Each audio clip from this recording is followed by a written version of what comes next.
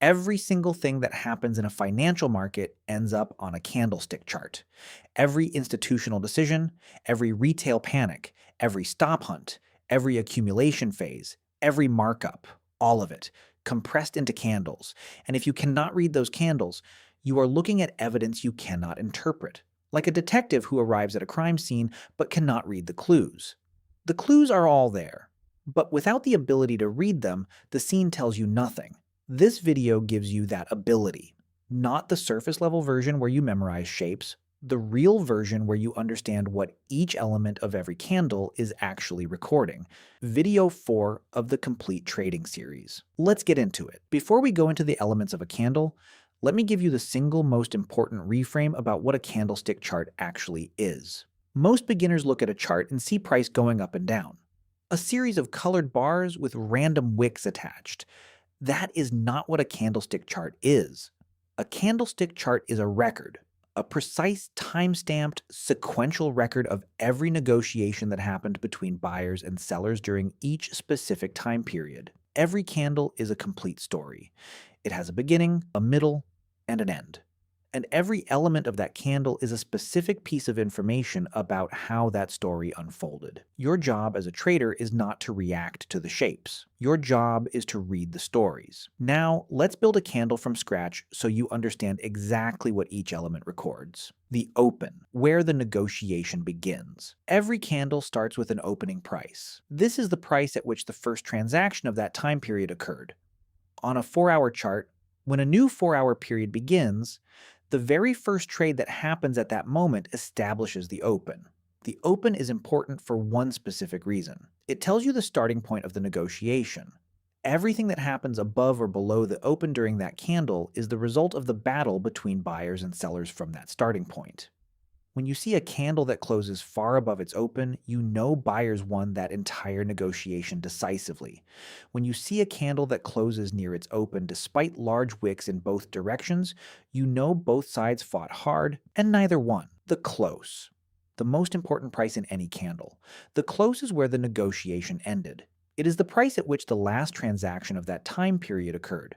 And the close is the most important element of any candle for one reason. It represents the final verdict. Not what happened during the period, what the final result was when time ran out. Think of it like a football match. What happened during the game matters, but what matters most is the final score when the whistle blows. The close is the final score. A candle that opened at $50,000 fell to $48,000 during the period, but closed at $51,000 tells you something very specific. Sellers had control in the middle, but buyers took it back before the period ended and pushed it beyond the open. The seller's momentum failed. The buyers won the final verdict. The body, the verdict made visible. The body of the candle is the distance between the open and the close. It is the visible representation of who won the negotiation and by how much. A large body means decisive victory. One side dominated from beginning to end with minimal resistance. The losing side barely showed up. A small body means a contested negotiation. Both sides fought, and the result was close to where it started. The losing side did not give up easily, and the color of the body tells you which side won. A green body means the close is above the open. Buyers won. A red body means the close is below the open. Sellers won. This is simple, but the implications run deep. Because a candle's body size relative to recent candles tells you something critical about conviction. A large green candle appearing after a series of small candles tells you something changed.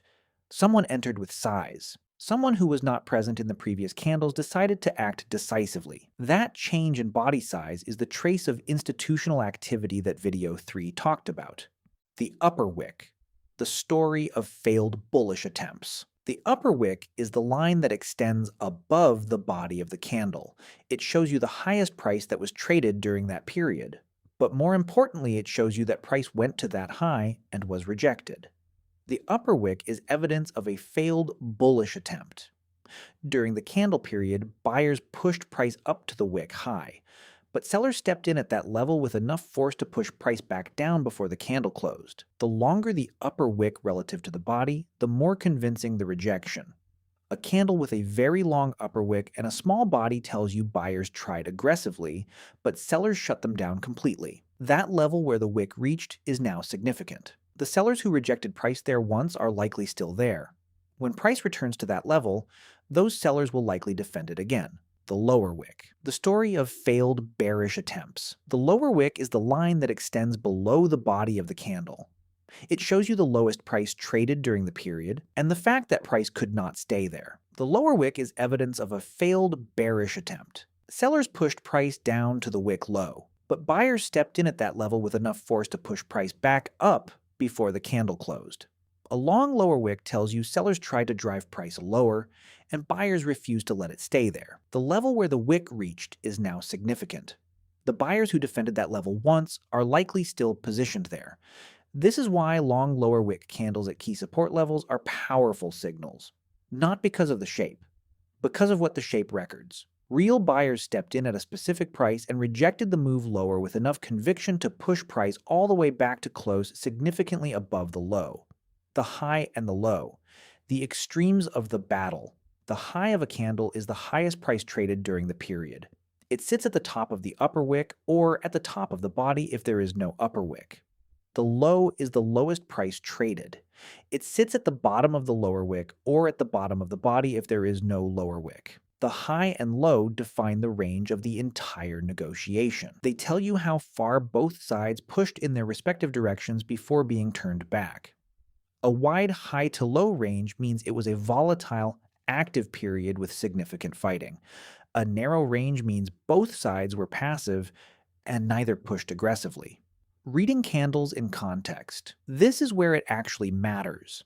A single candle in isolation tells you about one negotiation, but markets are a series of sequential negotiations, each one influenced by what happened before it. Reading candles in context means understanding how each candle relates to the ones before it. 3 consecutive large green candles with small wicks tells you a completely different story than 3 green candles each smaller than the last. The first tells you buyers are in control with increasing conviction. The second tells you buyers are losing momentum. Each candle is smaller. Each close is less far above the open. The buyers are running out of fuel. And when the buyers run out of fuel at a significant resistance level, what comes next is predictable. Here is a specific example of how context transforms candle reading. Imagine price has been declining for several days. Multiple red candles. Sellers clearly in control. Then a candle appears with a long lower wick and a green close above the midpoint of the range. In isolation, this candle says buyers showed up and rejected lower prices. In context, it says something much more specific. After a prolonged decline, the first candle where buyers clearly stepped in and reversed the intraday direction is the first evidence that the seller's momentum is exhausting itself. This is not a guarantee of reversal. It is the first link in the chain of evidence that video 3 described. The chain that begins with selling exhaustion and ends with a genuine structural shift. The 4 candle types you will see most often. The first is the Marubozu, a candle with almost no wicks, almost entirely body. This is the most decisive candle in all of price action. When price opens and closes with almost no wicks, it means one side controlled the entire period from start to finish. The losing side offered almost no resistance at any point. A large green Marubozu is the fingerprint of institutional buying. Large players entering with size do not allow price to be pushed against them. They absorb any selling immediately and keep closing higher. When you see a large green Marubozu appearing after a period of accumulation, that is institutional participation becoming visible. The second is the doji, a candle where the open and close are nearly identical, almost no body. The doji is the candle of indecision. Both sides fought, but neither won. Price ended the period almost exactly where it started. By itself, the doji says the market is balanced. Neither buyers nor sellers have a clear advantage at this moment. But in context, a doji appearing after a long trend tells you something powerful. The side that was winning has lost its dominance. The momentum has stalled. The doji at the end of a trend is not a reversal signal by itself. It is the first sign that the trend's energy is running out. The third is the hammer and inverted hammer. Long wick on one end, small body on the other. The hammer has a long lower wick and tells you sellers tried and failed. The inverted hammer has a long upper wick and tells you buyers tried and failed. Both are only meaningful in context. A hammer at a key support level after a significant decline, especially if it appears on higher volume than the preceding candles, is powerful evidence that buyers defended that level strongly. The wick shows you how far sellers pushed. The close shows you how completely the buyers rejected that push. The fourth is the engulfing candle, a candle whose body completely covers the body of the previous candle. A bullish engulfing has a green body larger than the previous red body. A bearish engulfing has a red body larger than the previous green body. The engulfing candle is the most decisive reversal signal in all of candlestick analysis because it represents a complete shift of control in a single period. Whatever the previous candle established, the engulfing candle erased it entirely and then some. But, as always, context determines significance. A bullish engulfing at a random level in the middle of a trend is noise. A bullish engulfing at a key support level after a liquidity sweep on declining volume is powerful evidence of institutional defense. Here is the mindset that makes all of this useful in real time. Every time you look at a candle, ask 4 questions. Where did it open relative to recent price? Where did it close relative to its range? How large is the body compared to recent candles? And what do the wicks tell you about where price was rejected? Those 4 questions, applied consistently to every candle in context, transform a chart from a series of colored bars into a readable record of the negotiation between buyers and sellers. And a trader who can read that record has an advantage that pattern memorizers never develop. Because patterns tell you what?